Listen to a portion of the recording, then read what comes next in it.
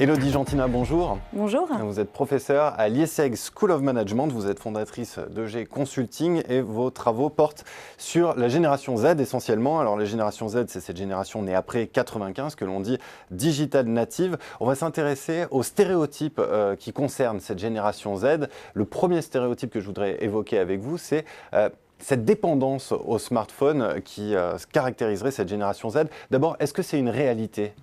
Effectivement, oui, le smartphone fait partie intégrale de la vie des Z. Il a même plutôt, je dirais, envahi leur vie.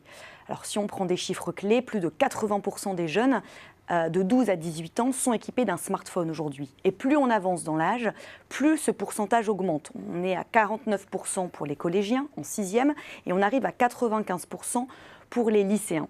Les médias, la presse notamment, s'empare du sujet en avançant qu'une nouvelle forme de dépendance technologique voit le jour aujourd'hui. La dépendance au smartphone touche de plein fouet cette génération Z. En France, les chiffres sont élevés. J'ai mené une étude sur ce sujet auprès de 200 jeunes âgés de moins de 20 ans et 78% des jeunes se disent accros, dépendants à leur smartphone. Un autre chiffre qui surprend est que 44% d'entre eux dorment avec leur smartphone sous l'oreiller. Oui, effectivement. Comment est-ce qu'on peut définir cette dépendance ?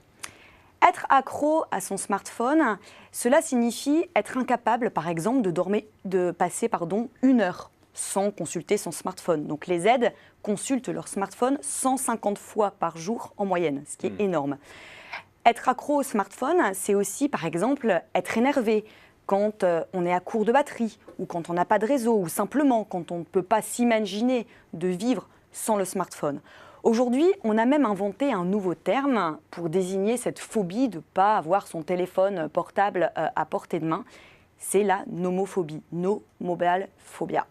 Alors, face à ce besoin d'hyperconnexion des Z, quelles sont les stratégies que l'on peut préconiser auprès des dirigeants d'entreprise ? Alors pour moi, il y a 2 choses à garder en tête. La première, c'est que l'entreprise doit se mettre au diapason technologique. Quand les Z arrivent dans une entreprise, ils s'attendent avant tout à trouver le même matériel qu'à la maison. Et tout retard technologique leur paraît invraisemblable. Deuxièmement, pour ce qui est des outils, il faut savoir que la messagerie instantanée va se substituer, et se substitue d'ailleurs déjà aujourd'hui, aux anciennes méthodes de communication, telles que le mail traditionnel. 61% des jeunes que j'ai interviewés sur une étude portant auprès de plus de 2300 jeunes montrent que le mail sera totalement remplacé par la messagerie instantanée. Les Z ne veulent plus passer par l'écrit. Ils ont envie de passer par l'oral, l'image, la vidéo, la visio. Et la messagerie instantanée, qu'on connaît tous comme Facebook Messenger, Slack ou encore Telegram, sera au cœur de l'efficacité en entreprise. Même si, bien évidemment, on doit faire attention à certaines dérives de ces applications. Alors, il y a une autre question qui se pose, c'est quelle est la part d'humain, entre guillemets, de relations face à face qui reste néanmoins valorisée par les Z ? Est-ce que cette part tend à se réduire ou est-ce qu'on est encore là dans le stéréotype ?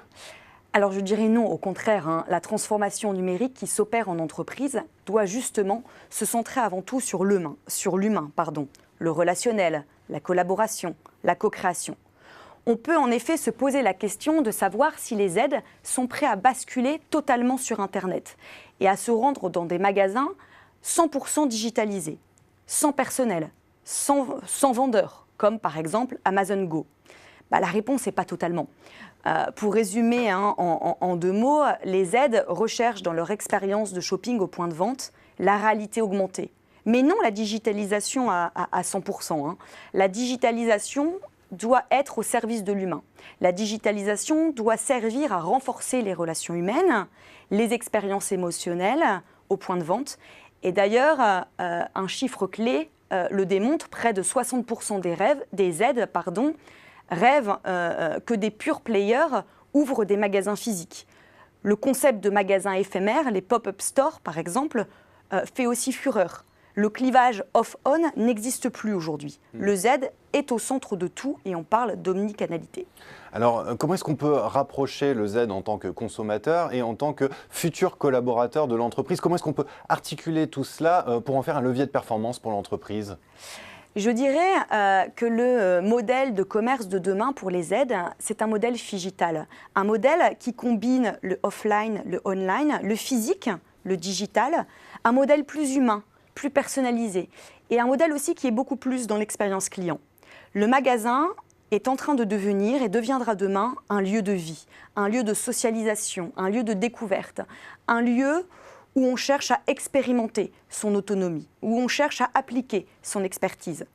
Dans l'entreprise, d'après l'étude que j'ai menée auprès de ces 2300 jeunes avec Marie-Ève de l'Écluse, on a bien vu que l'esprit d'équipe est un des premiers critères motivationnels que recherchent en fait les jeunes quand ils recherchent un job, avant même le salaire, l'international ou encore la notoriété.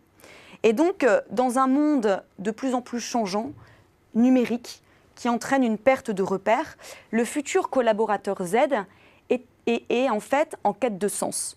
Il a besoin d'exercer une mission qui s'inscrira dans l'action collective, dans l'action sociale. Le travail est en fait, en quelque sorte, à réenchanter. C'est ce qu'a fait par exemple l'association Vendredi, qui offre aux jeunes la possibilité de donner du sens à leur action sous le format 4 jours en entreprise et 1 jour en association. Eh bien, merci beaucoup Élodie Gentina pour ce décryptage qui va nous aider à dépasser les stéréotypes sur cette génération Z. Merci encore. Merci à vous.